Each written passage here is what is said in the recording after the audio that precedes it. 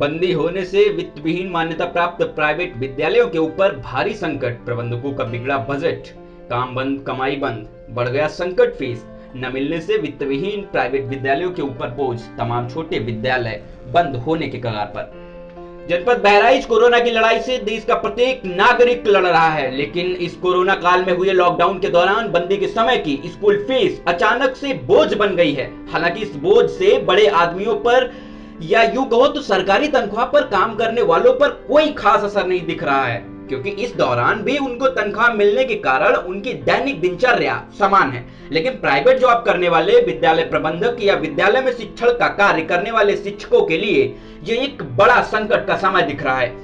Lockdown के दौरान फुटकर धंधा करने वाले व प्राइवेट नौकरी करने वाले लोगों की कमाई एकदम बंद हो गई है, जिसके कारण वह इस दौरान पिछले कई महीनों की फीस पहले से ही नहीं मिली थी। इसी बीच ये संकट की घड़ी आ खड़ी हुई। इस संकट की घड़ी में अधिकतर जगहों पर प्राइवेट नौकरी करने वाले लोगों की तनख्वाह तक नहीं दे पा रहे हैं प्राइवेट विद्यालय के प्रबंधक, क्योंकि उसका मुख्य कारण विद्यालय में पहले से ही फीस न जमा होना तथा इसके बाद बंदी हो जाना। प्राइवेट बस से विद्यालय किराए पर चल रहे हैं, जिनका फीस न मिलने से पिछला ही किराया नहीं दे पाए हैं। घर खर्च चलाना हो ये सब उतना आसान नहीं है जितना कि समझा जा रहा है, क्योंकि पिछले कई महीनों की फीस बकाया होना, क्योंकि ग्रामीण स्तर पर विद्यालयों में अभिभावक समय से फीस नहीं देते हैं, इसलिए फीस अधिक से अधिक बकाया पड़ी है। अब समझने वाली बात यह है कि बात पढ़ाई से मतलब है, केवल सरकार को वित्त विहीन प्राइवेट विद्यालयों को देखने से मतलब है, क्योंकि फीस माफ की जाए, फीस न वसूली जाए। गरीब परिवार के बच्चों के घर बैठने का नंबर आ गया है, क्योंकि गांव देहात के वित्त विहीन प्राइवेट विद्यालय ही ग्रामीण अंचलों में बच्चों को कम खर्च पर अच्छी शिक्षा देते हैं, जिससे ग्रामीण स्तर के भी बच्चों को अच्छी शिक्षा मिलती है। क्योंकि प्राइवेट विद्यालय प्रबंधक के पास इतनी आय नहीं होती जिससे विद्यालय का खर्च वहन कर सके। सरकार सभी लोगों को सहायता प्रदान करती है, लेकिन वित्त विहीन प्राइवेट विद्यालय में शिक्षकों के लिए कुछ नहीं सोचती है, जो समाज को शिक्षित और जागरूक करते हैं। जबकि वितरण प्राइवेट विद्यालयों के शिक्षकों के लिए भी कुछ सहयोग करने की आवश्यकता है। उन्होंने ये मांग की है कि वित्त विहीन मान्यता प्राप्त विद्यालय प्राइवेट अपने छोटे स्तर से बहुत अधिक एवं अन्य कर्मचारियों का जीविकोपार्जन कराता है, जो इस समय बहुत ही गरीब परिस्थितियों से गुजर रहा है। और केंद्र सरकार अथवा राज्य सरकार द्वारा वित्त विहीन शिक्षकों के लिए जो बजट पेश हुआ है उसमें उनके लिए कुछ भी नहीं दिया गया। ऐसे में उनका जीवन यापन करना बहुत ही दुर्गम दिखाई देता है।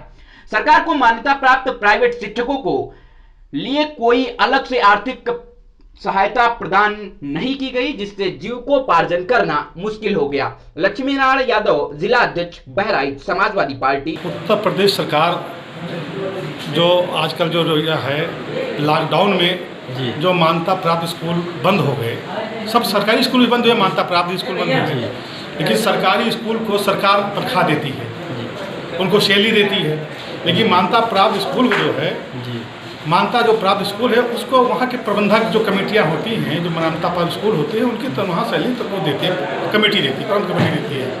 लेकिन क्योंकि 2 महीने से सरकार द्वारा फीस पे रोक लगा दी गई कि कोई भी निर्णय अच्छा है सरकार का कि लॉकडाउन में बच्चे स्कूल नहीं जा रहे हैं, बच्चे की है कोरोना महामारी में फीस ना लेना सरकार की अच्छी सोच है कि कम से कम जो मान्यता प्राप्त स्कूल है, जो वहाँ के जो अध्यापक हैं, उनको सरकार उनको भी जो सैलरी है उनको भी व्यवस्था करे। क्योंकि जब उनका जो 20 लाख करोड़ का जो उन्होंने पैकेज दिया है, उन्होंने कहीं नहीं दिखाया है कि किसी मान्यता प्राप्त स्कूल के टीचरों को तनख्वाह दी जाएगी, किसी किसानों के बारे में उन्होंने नहीं कहा, किसी नौजवानों के बारे में उन्होंने कहा, किसी छात्रों में।